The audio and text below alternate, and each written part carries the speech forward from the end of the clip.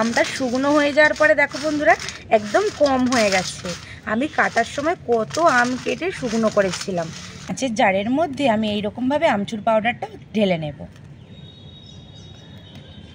বন্ধুরা, মৌমিতা ইয়াম্মি কিচেনে তোমাদের অনেক স্বাগত জানিয়ে আজকে চলে এসেছি আবার একটা নতুন রেসিপিতে। বন্ধুরা, এরকম টাইমে আমের সিজন, আর এখন বাজারে কিন্তু অনেক কাঁচা আম পাওয়া যাচ্ছে, বা অনেকের গাছেও অনেক কাঁচা আম থাকে। এই আম দিয়ে আমরা যদি বাড়িতে খুব সহজে আমচুর পাউডার বানিয়ে রাখতে পারি, তাহলে যখন তখন যে কোনো রেসিপিতে যখন আমচুর পাউডার দরকার লাগবে, আমরা বাজার থেকে অত পয়সা দিয়ে কেনই কিনবো।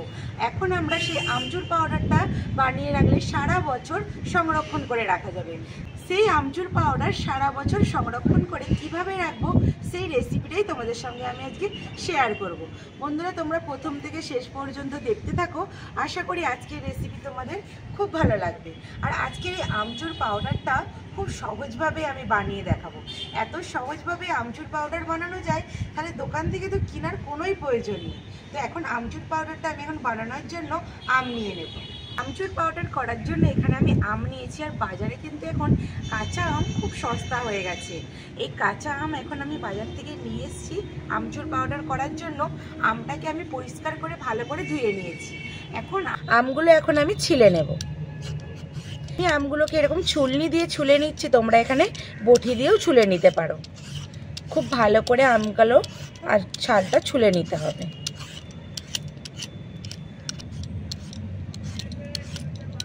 এখানে একটা পাত্রে আমি জল নিয়েছি, আমগুলোকে ছুলে সঙ্গে সঙ্গে জলের মধ্যে দিয়ে দিতে হবে, নাহলে আমের গাটা কালো হয়ে যাবে, তখন দেখতে আমচুর পাউডারটাও কালো কালো লাগবে।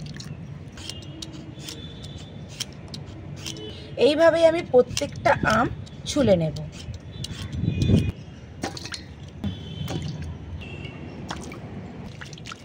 আমগুলো ছিলে নিয়েছি, আমগুলো আবার একটু ভালো করে এইভাবে চটকে চটকে ধুয়ে নেব।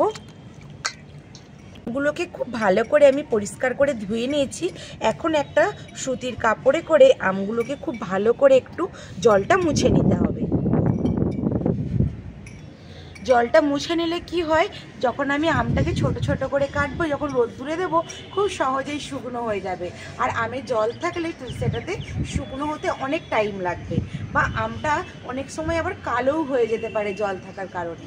এখানে আমটা আমি পরিষ্কার করে মুছে নিয়েছি, এখন একটা থালার মধ্যে রেখে দেব। কি আমগুলো না ঠিক এইভাবেই আমি মুছে নেব। আমগুলো ভালো করে সব মুছে নিয়েছি। এখানে নিয়েছি একটা বটি, বটিতে করে আমগুলোকে একদম সরু সরু করে কেটে নেব।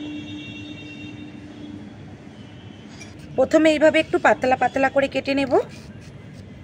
যত পাতলা করে কাটা যাবে আমটা কিন্তু তত তাড়াতাড়ি শুকনো হয়ে যাবে। একদম এইরকম পাতলা পাতলা করে কেটে নিয়েছি। এটাকে আর একটু আমি সরু করে কেটে নেব।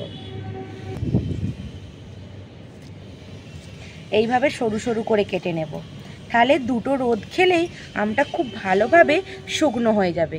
আর এখন যা রোদ্দুরের তেজ, তা একটা রোদ্দুর খেলেই এরকম শুকনো হয়ে যাবে।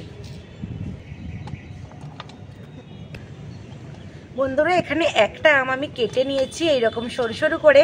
এইবারে প্রত্যেকটা আম আমি এইরকম করে সরু করে কেটে নেব। আবার একটা আম হাতে নিয়ে নিয়েছি, ঠিক এইরকম করে প্রথমে পাতলা পাতলা করে কেটে নেব, তারপরে আবার এরকম লম্বা লম্বা করে সরু সরু করে কেটে নেব।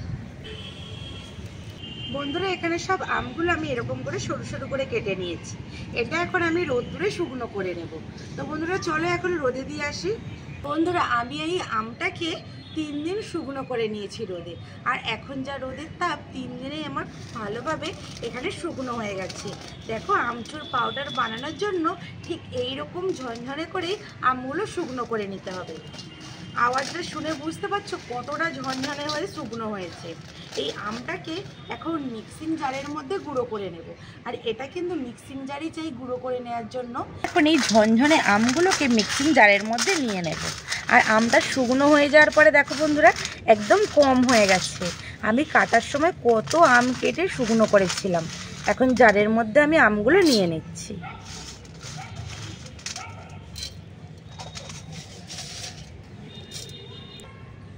এখন ঢাকা চাপা দিয়ে আমি এটা গুঁড়ো করে নেব। বন্ধুরা আমি আমচুর পাউডারটা গুঁড়ো করে নিয়ে চলে এসেছি। আর এখন দেখো গুঁড়ো করার পরে কতটা কমে গেছে। আর এটা এখন আমি একটা ছাঁকনি দিয়ে ছেলে নেব। আমচুর পাউডারটা একদম আমি এই ছাঁকনির মধ্যে ঢেলে নেব, নিয়ে একটু চেলে নিতে হবে। চেলে নিলে এটা কিন্তু একদম নিখুঁত হয়ে পুরো মিহিটা পড়ে যাবে, আর যেটা একটু ছিবড়ে মতো রয়েছে ওটা ওপরেই রয়ে যাবে। দেখো আমি কত সুন্দরভাবে চেলে নিচ্ছি ছাঁকনি দিয়ে, কত সুন্দরভাবে পড়ে যাচ্ছে। আমের সিজনে আর এই টাইমটাতে আমের দামটাও অনেকটা কমে গেছে। বছরে কিন্তু এই কাঁচা আমের সিজন এই একবারই আসে, সেটা হলো গ্রীষ্মকাল। এই গ্রীষ্মকালে তোমরা আমচুর পাউডার বানিয়ে সারা বছরের জন্য সংরক্ষণ করে রাখতে পারো। আমের অনেক রকমের রেসিপি হয়, সেই সব রেসিপিগুলো এই আমের সিজনেই করলে খুব ভালো হয়। আমের সিজনে এই আমের সব রেসিপিগুলো তোমরা বাড়িতেই বানিয়ে বছরের জন্য সংরক্ষণ করে রাখতে পারো। তো বন্ধুরা এখানে আমি আমচুর পাউডারটা ভালো করে চেলে নিয়েছি, আর এখন একটা বাটির মধ্যে তুলে নেব। বন্ধুরা এখানে আমচুর পাউডারটা একটা বাটির মধ্যে তুলে নিয়েছি, আর দেখো এখানে একটু ছিবড়ে বেরিয়েছে। এটাকে কিন্তু আমি ফেলে দেব না, এটাকেও রেখে দেব। যে কোনো আমের যে রেসিপি হবে সেতে তরকারি, যেগুলো আমের যে তরকারিগুলো বানিয়ে আমরা খাই, সেই সব তরকারিতে বা মাছের ঝালে এই শুকনো আমটা দিয়ে দিলেও এটা আমসুটোর কাজ করবে। আর এটা কিন্তু একদমই ফেলবে না। তোমরা অবশ্যই যে কোনো সবজির মধ্যে মাছের ঝাল বা অন্য কিছু আমের সবজির মধ্যে দিয়ে দিতে পারো। আমচুর পাউডার আমার এখানে রেডি হয়ে গেছে। দেখো কতটা সুন্দর লাগছে দেখতে। আর আজকের রেসিপিটা আমি এখানেই শেষ করছি। আর আমচুর পাউডারটা আমার কেমন হয়েছে অবশ্যই কমেন্ট করে জানাবে। ভালো লাগলে একটা লাইক করে চ্যানেলটা সাবস্ক্রাইব করে পাশে থাকবে। আর যারা ইউটিউব থেকে দেখছে চ্যানেলটা সাবস্ক্রাইব করে, আর ফেসবুক থেকে দেখে থাকলে পেজটিকে ফলো করে আমার পাশে থাকবে।